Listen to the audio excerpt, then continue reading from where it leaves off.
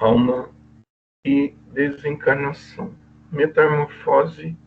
e desencarnação. Graduando os acontecimentos da desencarnação, é importante recorrer ainda ao mundo dos insetos, para lembrar que existem aqueles de metamorfose total, existem os de metamorfose incompleta, os hemimetábolos, cuja larva sai do ovo e se converte imediatamente no indivíduo, sem passar pela fase pupal. A feição dos malófagos, desprovido de asas, embora possuam aparelho bucal triturador, apresentando características singulares no capítulo da transfiguração, em todas as ordens nas quais se subdividem os insetos, de algum modo exprimem no desenvolvimento da metamorfose que lhes marca a existência, a escala de fenômenos que vige para a desencarnação dos seres de natureza superior. Em relação ao homem, os mamíferos que se ligam a nós outros por extremos laços de parentesco, em se desencarnando, agregam-se aos ninhos em que lhes desenvolvem os companheiros. E quando ocorre entre os animais inferiores, nas múltiplas faixas evolutivas em que se escalonam, não possuem pensamento contínuo para a obtenção de meios destinados à manutenção de nova forma. Encontram-se, desse modo, aquém da histogênese espiritual, inabilitados a mais amplo equilíbrio que lhes asseguraria ascensão a novo plano de consciência. Em razão disso, efetuada a histólise dos tecidos celulares nos sucessos recônditos da morte física, dilata-se-lhes o período de vida latente na esfera espiritual, onde, com exceção de raras espécies, se demoram por tempo curto, incapazes de manobrar os órgãos do aparelho psicossomático, que lhe é característico por ausência de substância mental consciente. Quando não se fazem aproveitados na espiritualidade em serviço ao qual se filiam durante certa cota de tempo,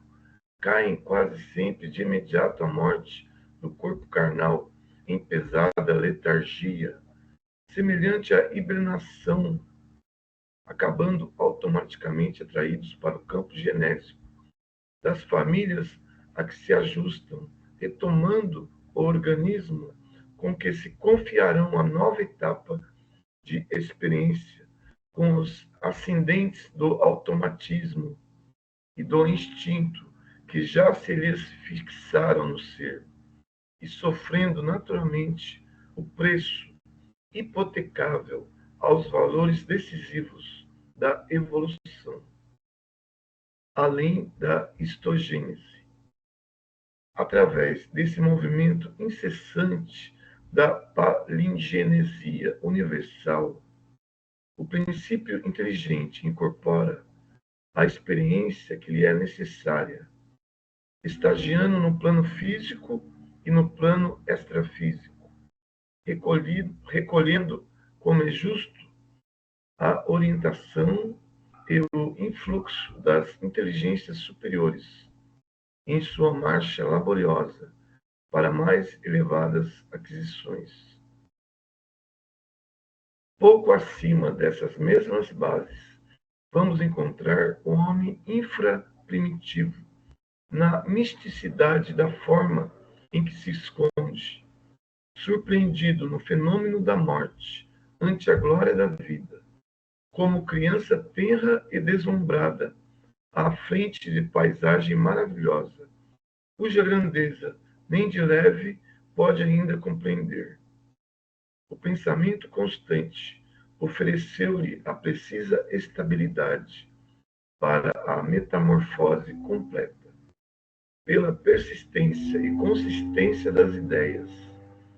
adquiriu o poder de integrar-se mentalmente para além da histogênese em seu corpo espiritual, arrebatando com a alavanca da própria vontade que a indagação e o trabalho enriqueceram para novo estado individual, acariciada pelo bafejo edificante dos condutores divinos que lhe acalentam a marcha. A criatura humana dorme o sono da morte, mumificando-se na cadaverização, como acontece à pupa, e segregando substâncias mentais à base de impulsos renovadores, tanto quanto certas crisálidas, que segregam um líquido especial, que lhes facilita a saída do próprio casulo, a alma que desencarna, findo o processo histolítico das células que lhe construíam o carro biológico e fortificado o campo mental em que se lhe enovelaram os novos anseios e as novas disposições, logra desvencilhar-se mecanicamente dos órgãos físicos, agora imprestáveis, realizando por avançado automatismo o trabalho histogenético, pelo qual desliga as células sutis do seu veículo espiritual dos remanescentes celulares, do veículo físico arrojado à queda irreversível. Agindo agora com a eficiência e a segurança que as longas e reiteradas recapitulações lhe conferiram, o selvagem desencarnado. Entretanto, o homem selvagem, que se reconhece dominador na hierarquia animal, cruel habitante da floresta, que apura a inteligência através da força e da astúcia, na escravização dos seres inferiores, que se lhe avizinham na caverna, desperta fora do corpo denso, qual menino aterrado, que em sentindo incapaz da separação para arrostar o desconhecido, permanece tímido ao pé dos seus, em cuja companhia passa a viver, noutras condições vibratórias, em processos multifários de simbiose, ansioso por retomar a vida física que lhe surge à imaginação como sendo a única abordável à própria mente. Não dispõe nessa fase de suprimento espiritual que o ajude a pensar em termos diferentes da vida tribal em que se apoia. O espetáculo da vastidão cósmica perturba-lhe o olhar e a visita de seres extraterrestres, mesmo benevolentes e sábios, infunde-lhe o pavor, crendo-se à frente de deuses bons ou maus, cuja natureza ele próprio se incumbe de fantasiar na exiguidade das próprias concepções. Acuado na choça, onde a morte lhe furtou o veículo físico, respira a atmosfera morna em que se acasalam seus herdeiros do sangue, para somente ausentar-se do reduto doméstico quando a família se afasta, instada por duras necessidades de subsistência e de asilo. E o homem primitivo que desencarnou,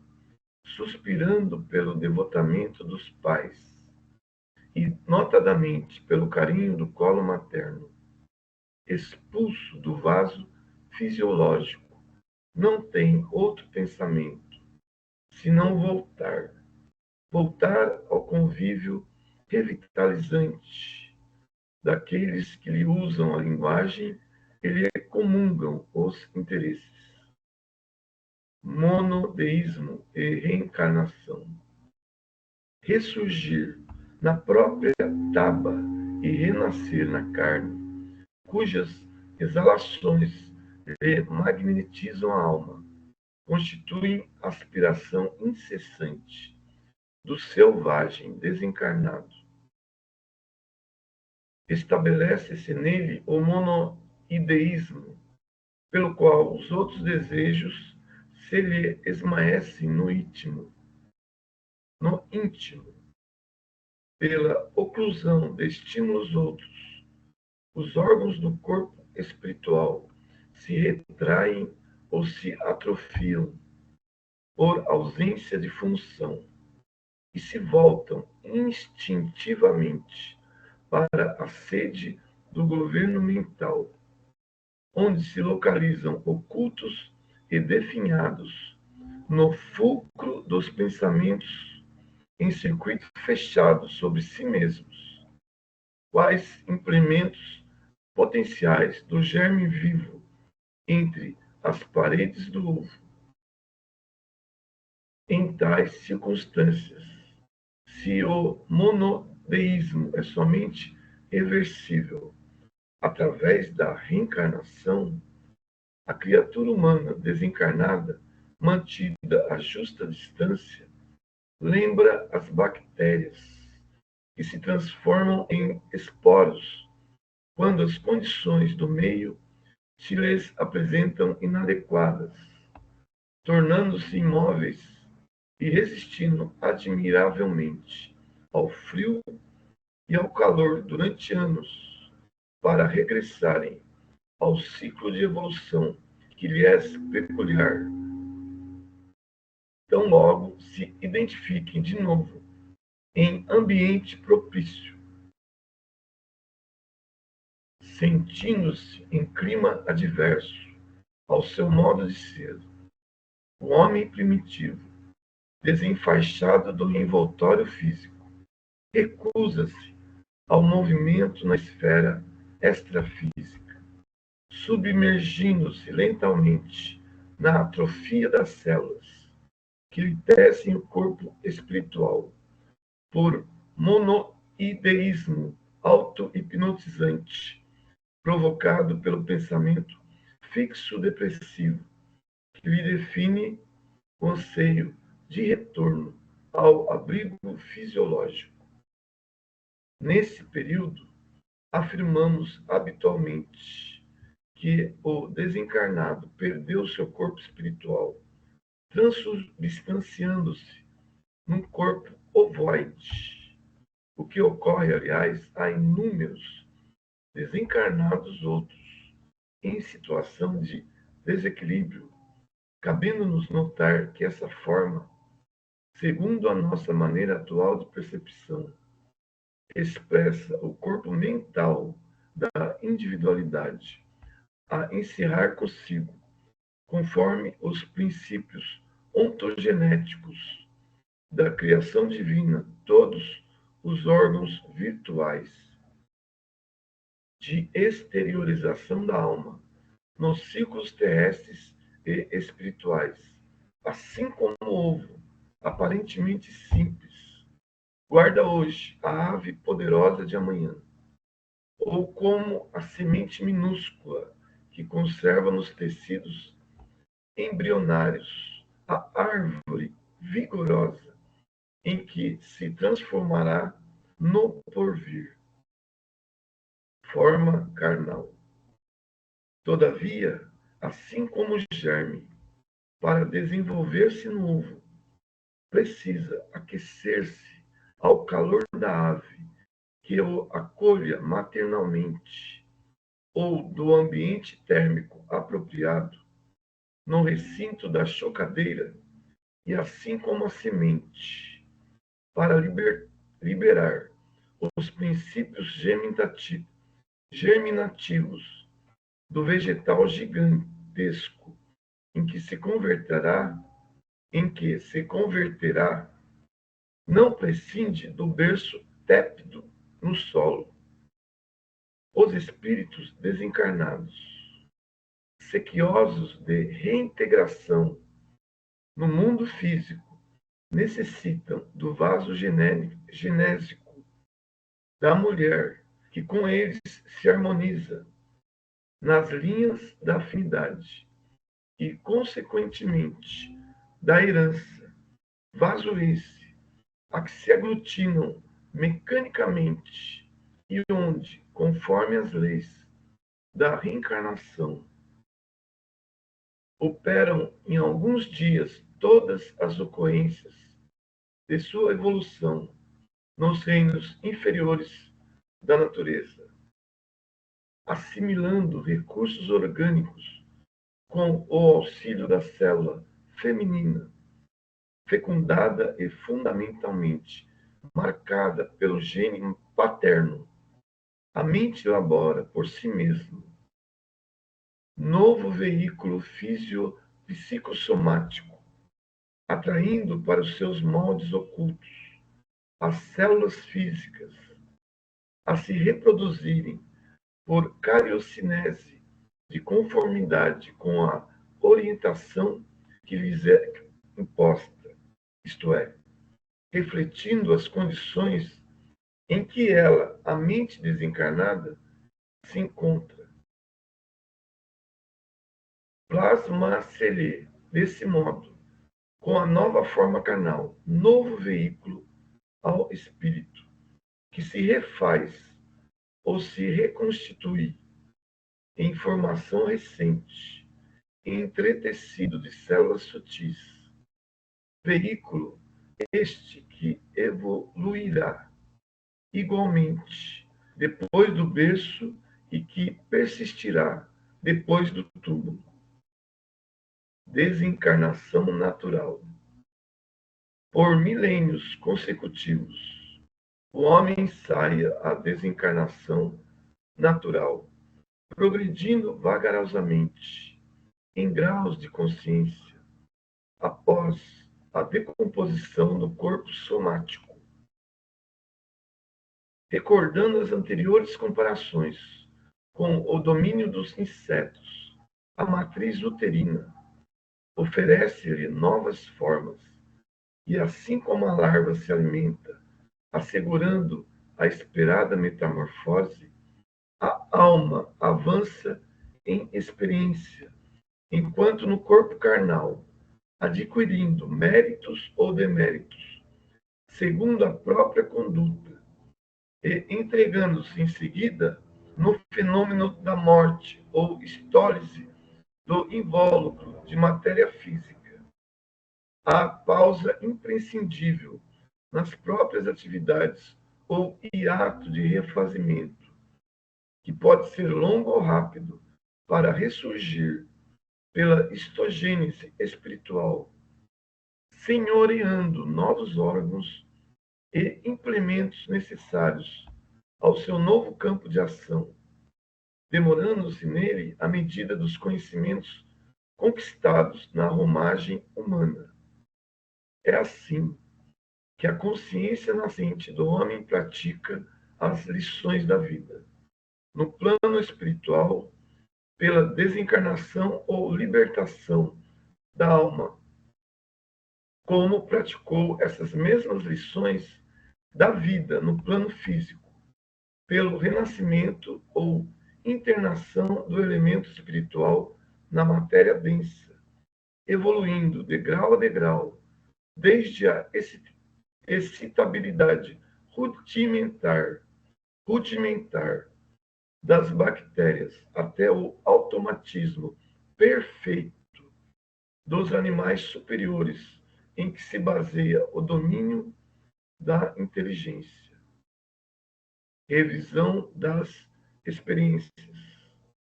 De liberação a liberação, na ocorrência da morte, a criatura começa a familiarizar-se com a esfera extrafísica,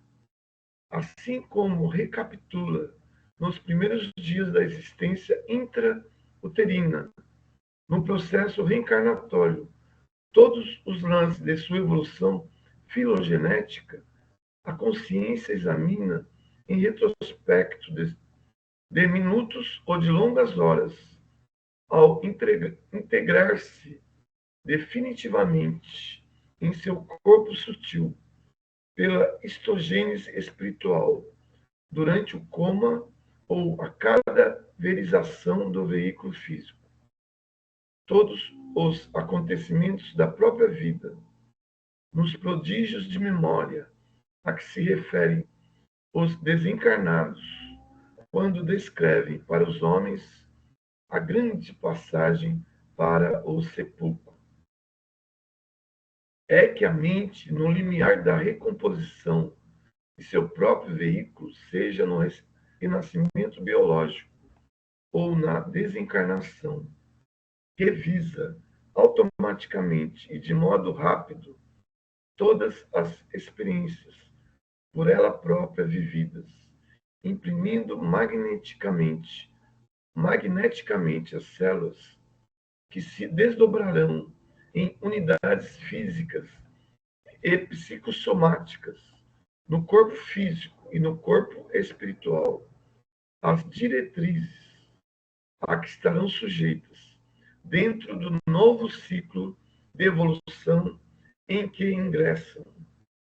Acresce lembrar ainda, como nota confirmativa de nossas asserções, que esporadicamente encarnados saídos ilesos de grandes perigos, como acidentes e suicídios frustrados, relatam semelhante fenômeno de revisão das próprias experiências, também chamado visão panorâmica e síntese mental, lei de causa e efeito. Encetando, pois, a sua iniciação no plano espiritual de consciência desperta e responsável, o homem começa a penetrar na essência da lei de causa e efeito, encontrando em si mesmo os resultados enobrecedores ou deprimentes das próprias ações. Quando dilacerado e desditoso, grita a própria aflição ao longo dos largos continentes do espaço cósmico, reunindo-se a outros culpados do mesmo jaez, com os quais permuta os quadros inquietantes da imaginação em desvario, tecendo com o plasma sutil do pensamento contínuo e atormentado as telas infernais em que as consequências de suas faltas se desenvolvem mediante as profundas e estranhas fecundações de loucura e sofrimento que antecedem as reencarnações reparadoras. Contudo, é também aí que começa, sobrepairando o inferno e o purgatório do remorso e da crueldade, da rebelião e da delinquência, o sublime apostolado dos seres que se colocam em harmonia com as leis divinas. Almas elevadas, heróicas, que, em se agrupando intimamente, tocadas de compaixão pelos laços que deixaram no mundo físico, iniciam com a inspiração das potências angélicas o serviço de abnegação e renúncia com que a glória e a divindade do amor edificam o império do sumo bem no chamado céu, de onde vertem mais ampla luz sobre a noite dos homens. Pedro Leopoldo, 9 de março de 1958.